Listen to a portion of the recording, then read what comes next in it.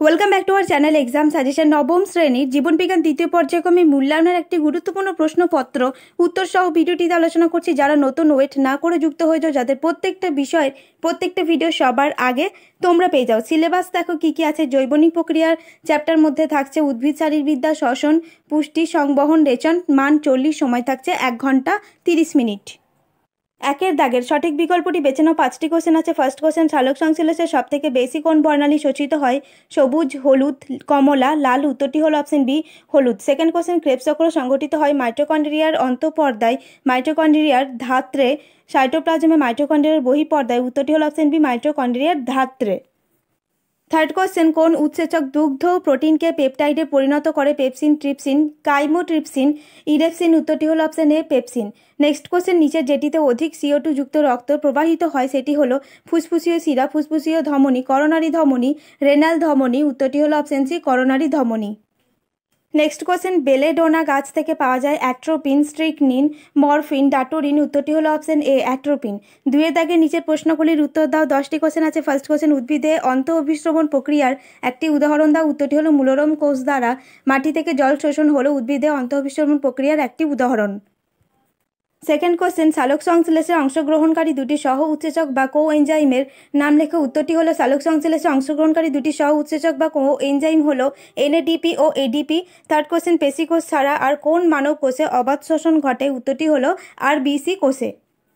Next question, গ্লাইকোলাইসিসে উৎপন্ন কোন উপাদানটি ক্রেবস চক্রের অন্যতম প্রধান সাবস্ট্রেট? উত্তরটি হলো পাইরুভেট বা পাইরুভিক অ্যাসিড। নেক্সট কোশ্চেন, ক্ষুদ্রান্ত যেখানে বৃহদন্ত্রের সঙ্গে মিলিত হয় সেখানে কি কপাটিকা থেকে? উত্তরটি হলো ইলিওসিক্যাল কপাটিকা। নেক্সট কোশ্চেন, গ্যাস্ট্রিক লাইপেজ উৎসেচকটি পৌষ্টিক নালীর কোথা থেকে খরিত হয়? উত্তরটি হলো পাকস্থলী। নেক্সট কোশ্চেন, হিমোসায়ানিন কোন প্রাণীতে দেখা যায়? উত্তরটি হলো কিছু সন্ধিপদী পর্বের প্রাণী যেমন চিংড়ি এর রক্তে হিমোসায়ানিন দেখা যায়। পরের প্রশ্ন, মানবদেহে প্রতি ঘন মিমি রক্তে অনুচক্রিকার স্বাভাবিক সংখ্যা কত? উত্তরটি হলো 2.5 লক্ষ থেকে 4 লক্ষ। পরের প্রশ্ন, কোন অমেরুদণ্ডী প্রাণীর রেচনাঙ্গ বৃক্ক? উত্তরটি হলো শামুক, ঝিনুক। নেক্সট কোশ্চেন, বাউম্যানস ক্যাপসুলের কাজ লেখো। উত্তরটি হলো বাউম্যানস ক্যাপসুল পরিস্রাবক ঝিল্লি বা ছাঁকুনি রূপে কাজ করে, গ্লোমেরুলার পরিশ্রুতকে সংগ্রহ করে এবং বৃক্কীয় নালিকায় প্রেরণ করে। 3-এর দাগে নিচের প্রশ্নগুলির উত্তর দাও। 5টি কোশ্চেন 2 নম্বর করে আছে। ফার্স্ট কোশ্চেন, কেলভিন চক্রকে C3 চক্র বলা হয় কেন? উত্তরটি হলো কেলভিন চক্রের প্রথম স্থায়ী যৌগটি হলো ফসফোগ্লিসারিক অ্যাসিড, যা 3 কার্বন যুক্ত, এই জন্য কেলভিন চক্রকে C3 বলা হয়। সেকেন্ড কোশ্চেন, সন্ধান প্রক্রিয়ায় ল্যাক্টোব্যাসিলাসের ভূমিকা লেখা। উত্তরটি হলো ল্যাক্টোব্যাসিলাসের দেহ নিঃসৃত উৎসেচক সন্ধান প্রক্রিয়ায় দুধকে জারিত করে ল্যাকট্রিক অ্যাসিড উৎপন্ন করে, ফলে দুধ দইয়ে পরিণত হয়।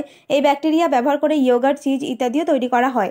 থার্ড কোশ্চেন, পরভোজী পুষ্টি কাকে বলে? উত্তরটি হলো যে পুষ্টি পদ্ধতিতে খাদ্য সংশ্লেষে অক্ষম জীবেরা অন্য কোনো জীবিত বা মৃত জীবদেহ থেকে খাদ্য সংগ্রহের মাধ্যমে পুষ্টি লাভ করে তাকে পরভোজী পুষ্টি বলে, যেমন প্রাণীদের পুষ্টি, ক্লোরোফিলবিহীন উদ্ভিদ ও ছত্রাকের পুষ্টি। পরের প্রশ্ন, রক্ততঞ্চনে সাহায্যকারী প্রধান উপাদানগুলি কি কি? উত্তরটি হলো প্রধান উপাদানগুলি হলো রক্তরসে উপস্থিত ফাইব্রিনোজেন, প্রোথ্রম্বিন, Ca2+ আয়ন এবং অনুচক্রিকা থেকে নিঃসৃত থ্রম্বোপ্লাস্টিন। নেক্সট কোশ্চেন, গদের গুরুত্ব লেখে। উত্তরটি হলো আঠা, ছাপার কালি, ওষুধ, লজেন্স প্রভৃতি প্রস্তুত করতে প্রসাধনিক শিল্পে কাগজ তৈরিতে গদ ব্যবহৃত হয়। 4-এর দাগে নিচের প্রশ্নগুলির উত্তর দাও। 5টি কোশ্চেন 3 নম্বর করে আছে। ফার্স্ট কোশ্চেন, সালোক সংশ্লেষ কিভাবে সৌরশক্তিকে খাদ্যস্থ স্থৈতিক শক্তিতে রূপান্তরিত করে? সেকেন্ড কোশ্চেন, শ্বসন ও দহনের 3টি পার্থক্য লেখো। থার্ড কোশ্চেন, পরিপাক ক্রিয়ায় অগ্ন্যাশয়ের ভূমিকা লেখো। পরের প্রশ্ন, রক্ততঞ্চন পদ্ধতি সংক্ষেপে লেখো। পরের প্রশ্ন, মানব দেহে অতিরিক্ত রেচন অঙ্গগুলির রেচনে ভূমিকা আলোচনা করো।